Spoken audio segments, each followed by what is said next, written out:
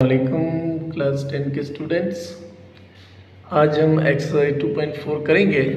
इसमें कुछ क्वेश्चन दी होंगी, हर क्वेश्चन के अंदर कुछ पार्ट्स हैं और उन पार्ट्स में क्वेश्चन दिए और उन क्वेश्चन में जो रूट्स दिए हुए हैं उनकी वैल्यू निकाल के सम और प्रोडक्ट की तो कुछ वैल्यूज थी उनको एवेल्यूएट करना है।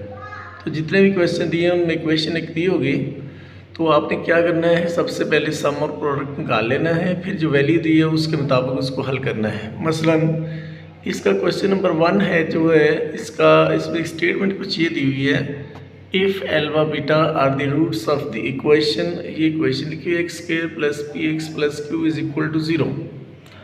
और उसके पहले पार्ट में कहता है then evaluate alpha square plus beta square.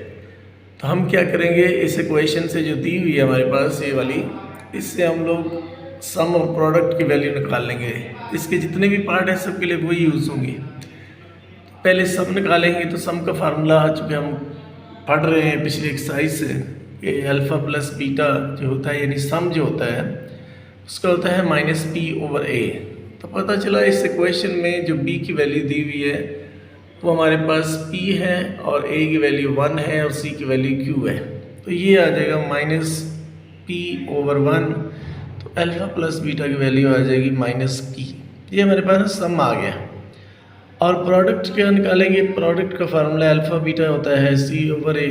तो c की वैल्यू q दी हुई है और a की वैल्यू 1 है, तो ये आ गया q ओवर 1। यूँ अल्फ़ा बीटा की वैल्यू हमारे पास q आ गई।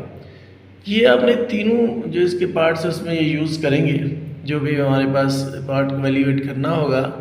अल्फ़ा प्लस बीटा की वैल्यू भी निकाल ली है और अल्फ़ा बीटा की भी निकाली है, बार बार आपने निकालनी, चूँकि बोर्ड के अंदर इस एक्सरसाइज से क्वेश्चन आता है शॉर्ट, तो आपको ये अच्छे तरीके से आनी चाहिए।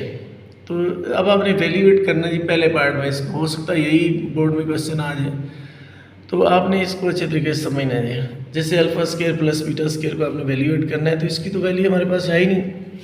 तो हम क्या करते हैं, मुझे दो स्क्वायर नज़र आ रहे हैं, उनके दरमियान में प्लस है, तो मैं क्या करता हूँ इनका 2a भी अपने पास से प्लस भी कर लेता हूँ और माइनस भी कर लेता हूँ ताकि होल स्क्वायर बन सके।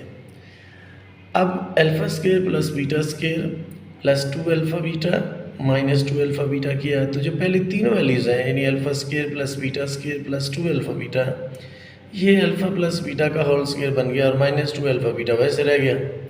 अब अल्फ़ा प्लस बीटा की वैल्यू हमने निकाली हुई है माइनस पी, तो इसकी जगह माइनस पी का स्केयर लिख देंगे और अल्फ़ा बीटा की वैल्यू है क्यू।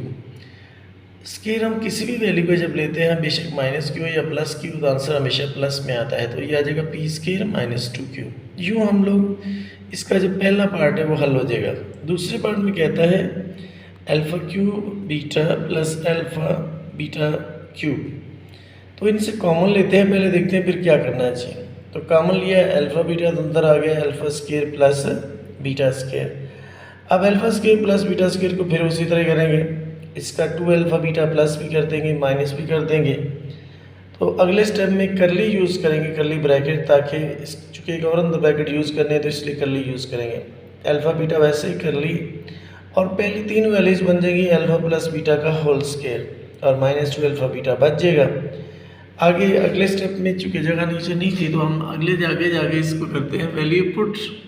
ये हमने इधर लिखा जी अल्फ़ा बीटा शुरू में लिखा हुआ है, तो उसकी क्यू वैल्यू क्यू लगा दी, आगे कर ली वैसे ही अल्फ़ा प्लस बीटा की जगह माइनस पी का स्क्वायर यानी अल्फ़ा प्लस बीटा का स्क्वायर लिखा हुआ था, तो माइनस 2 अल्फ़ा बीटा, तो ये आ जाएगा माइनस 2q। क्यू वैसे ही आ गया, इसका स्क्वायर बोलेंगे तो ज़ाहिर है प्लस का पी स्क्वायर आएगा, स्क्वायर किसी भी वैल्यू को लें तो हमेशा आंसर प्लस में ही आता है, तो माइनस 2q वैसे ही। अब इसको मल्टीप्लाई करने की ज़रूरत नहीं है, तो यूँ इसका जो दूसरा पार्ट है वो भी हल हो गया। अब इसके तीसरे पार्ट में वैल्यू दी हुई है अल्फ़ा और बीटा प्लस बीटा और अल्फ़ा।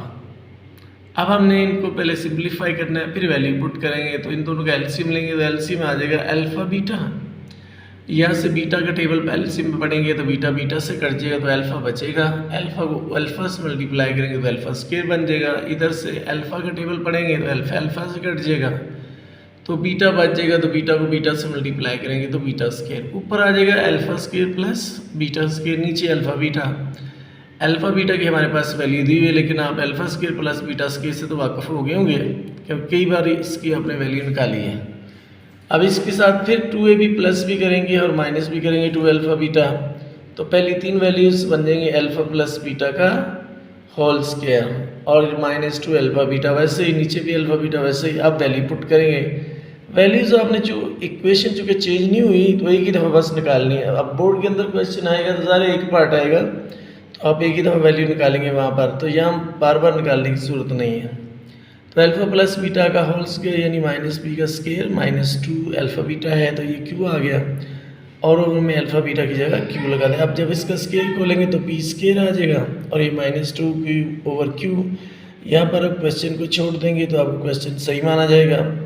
और अगर आप इसको साइड पे करके भी लिखना चाहें तो लिख सकते हैं, लेकिन ज़रूरी नहीं है। अगर यहाँ पे छोड़ दें तो कोई मसला नहीं है। ये आपको पता है कि पहले जो इस एक्सरसाइज के 3-4 क्वेश्चन हैं और इनमें से एक पार्ट शार्ट जो है बोर्ड में लाजमी आता है हर साल, तो इस साल भी आएगा आपकी दफ़ा भी। तो आपको ये एक्सरसाइज अच्छे तरीके से आना चाहिए। यूँ क्वेश्चन नंबर 1 जो है इसका कंप्लीट हो गया है, इसको आपने अच्छे तरीके से करना है और कमेंट्स में भी बताना है, इसके ऊपर कमेंट्स भी करने हैं।